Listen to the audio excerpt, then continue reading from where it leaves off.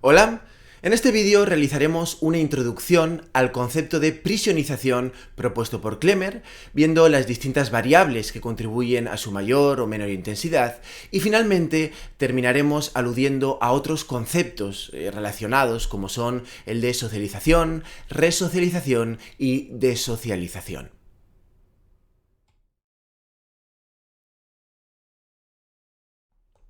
Vamos a empezar por el término central de este vídeo, que es el de prisionización. Aunque es una palabra que surgió en el ámbito científico, hoy vemos que su uso está mucho más extendido y que se usa de forma más o menos habitual para hablar de ciertos procesos penitenciarios, de asunción de la subcultura carcelaria o penitenciaria por ciertas personas. A veces incluso se utiliza como sinónimo de otro término, el de institucionalización. Pero sin embargo, prisionización e institucionalización no son sinónimos, aunque sí que son muy parecidos. Institucionalización se referiría, con carácter general, al sometimiento de una persona al régimen de vida de una institución total. Una institución donde pues está privado de libertad o que restringe su libertad de movimientos en la línea de las instituciones totales de Goffman. Este sometimiento, digamos, terminaría con la persona institucionalizada, o sea, dependiente totalmente de la institución en la que está internado, de manera que le va a ser difícil vivir por sí mismo al margen de esa institución. Pero bueno, dejando a un lado el término de institucionalización, vamos a ver entonces qué entendemos por prisionización. La prisionización se refiere ante todo a un proceso en el tiempo. Como digo, un proceso en el que la persona que ingresa en prisión va asimilando poco a poco las costumbres de la vida penitenciaria, o si se quiere, la llamada subcultura carcelaria. Es por tanto un proceso de asimilación, de adaptación, de aprendizaje, más o menos inconsciente, de la persona privada de libertad. Y también es un proceso gradual, porque se realiza poco a poco, mientras la persona va interiorizando esos valores propios de la subcultura. El término y también el propio concepto de prisionización se lo debemos a Klemmer, a Donald Klemmer, que es el que lo introdujo en su libro The Prison Community.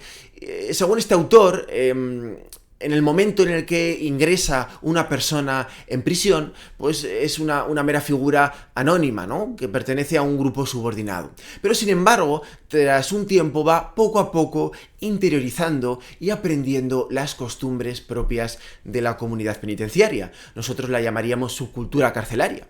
Y se va institucionalizando, es decir, se va haciendo dependiente de la institución, de la prisión, y concibiendo las prestaciones, la comida, la ropa, el alojamiento, según Klemmer, como algo que la institución le debe. Pero para este autor, para Klemmer, este proceso no es algo ordenado o sistemático, sino que es algo irregular, que puede ser más o menos rápido según las circunstancias. O sea que, según Klemmer, son múltiples los factores que pueden incidir en la mayor o menor prisionización de la persona privada de libertad. Aquí vamos a ver algunos de ellos, según Klemmer. Pues la personalidad del interno, porque en función de su personalidad va a ser más o menos permeable a la subcultura carcelaria. También la prisionización va a depender de la cantidad y la calidad de las relaciones que el interno tenga con personas de fuera de la prisión. Va a depender también de la medida en la que el interno se integre o no con grupos primarios, o sea, si se relaciona estrechamente con personas prisionizadas que ya formen parte de la subcultura carcelaria. Según Klemmer, también va a depender del azar, de la casualidad, por ejemplo, pues del módulo, del lugar donde resida, de los compañeros que le toquen, de si tiene o no tiene algún incidente, etc. Va a depender también de su grado de adaptación de las normas de la subcultura carcelaria, es decir, de lo que nosotros denominamos código del recluso. Y finalmente, Klemmer dice que en realidad hay muchas otras variables que pueden influir, como podemos imaginar, en la prisionización, diferentes como la edad, la carrera delictiva, la nacionalidad, la raza u otros muchos factores. En la exposición de su teoría, Klemmer distingue dos niveles de prisionización, cada uno de ellos dependiente de diversos factores. Nos dice que la prisionización puede ser alta o baja.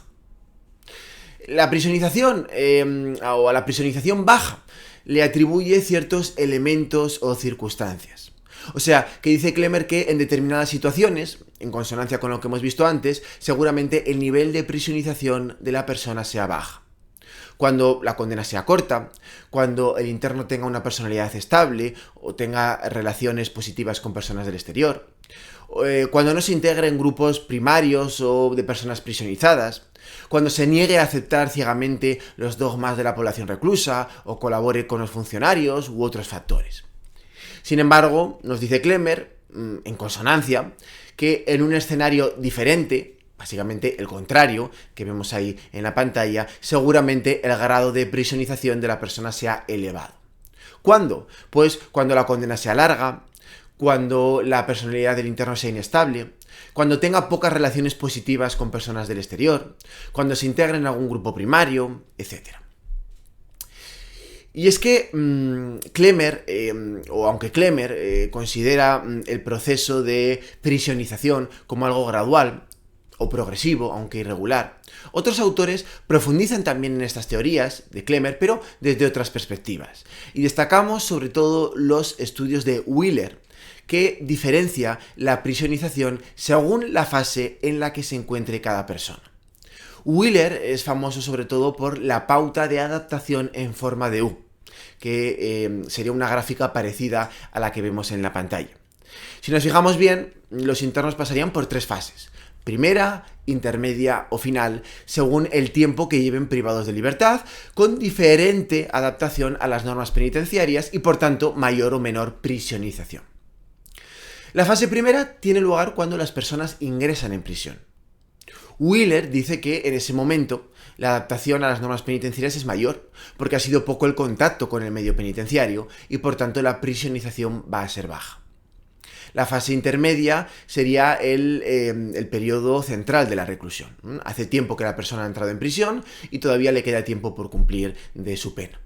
En esta fase es donde Wheeler identifica la mayor desviación a las normas oficiales, de manera que sería la fase para este autor de mayor prisionización, donde se produce pues esa mayor adaptación de su comportamiento a la subcultura carcelaria. Y por último tendríamos la fase final, la más cercana al cumplimiento o a la excarcelación. En este caso, nos dice este autor, a medida que se va acercando este momento, también aumentaría la adaptación a las normas penitenciarias y disminuiría la prisionización, al menos según el modelo de Wheeler. Con esto habríamos terminado de hablar en términos generales de la prisionización. Y ahora vamos a terminar este vídeo simplemente mencionando otros conceptos propios del vocabulario de la criminología penitenciaria que nos interesa por lo menos conocer, como son socialización, resocialización, desocialización y también el concepto de exclusión social. Repito, aquí no se trata de hacer un análisis exhaustivo, riguroso, ¿no? Sino simplemente aludir a estos términos para que podamos meramente identificarlos. En primer lugar, vamos a hablar de la socialización. La socialización es un término muy complejo, pero que como vemos en la pantalla se define también en líneas generales a un proceso. Un proceso en el cual una persona se adapta a unas normas de comportamiento social. Puede ser una cultura generalmente aceptada o puede ser también una subcultura, como ocurre con la subcultura carcelaria. La socialización, en definitiva, es un proceso de aprendizaje mediante el cual pues, la persona interioriza una serie de elementos sociales o culturales, una serie de valores con los que se encuentra y los integra dentro de sí, adaptándose así a un determinado medio social.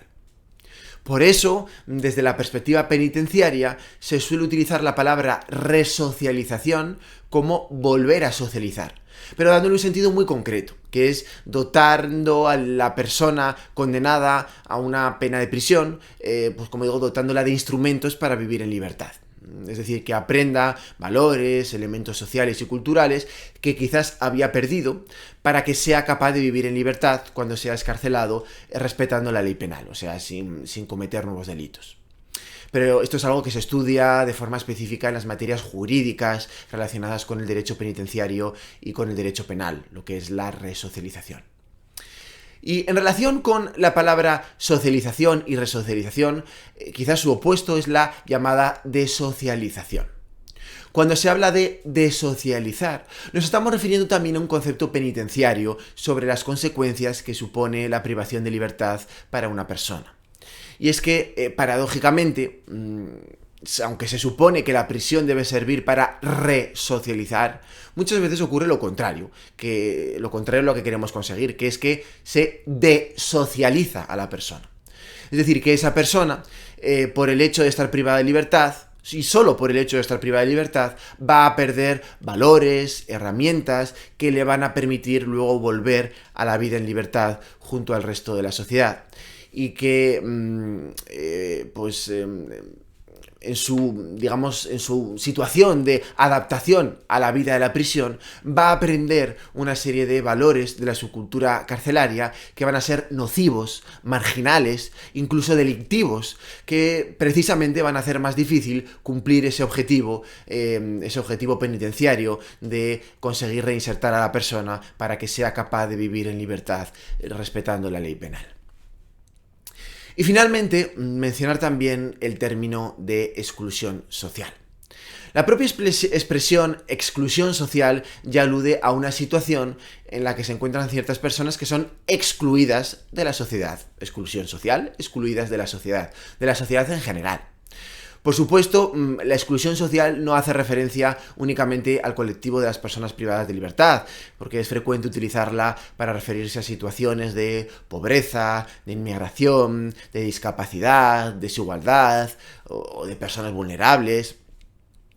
Pero lo que sí que está claro es que las personas en prisión tienen un índice de exclusión social en comparación con las personas en libertad elevadísimo. Suele decirse que esto pues no se debe exclusivamente o principalmente a la privación de libertad, sino que incluso antes de ser condenadas, estas personas o muchas de estas personas ya formaban parte de colectivos marcados por la exclusión social, debido a la problemática especial que tienen muchas de estas personas, como el consumo de drogas, el bajo nivel formativo, el desempleo, la pobreza, la marginalidad, etc. Bueno, con estas ideas que hemos lanzado sobre exclusión social, sobre la socialización y por supuesto sobre el término de prisionización de Klemmer que hemos visto al principio, terminamos este vídeo. Gracias.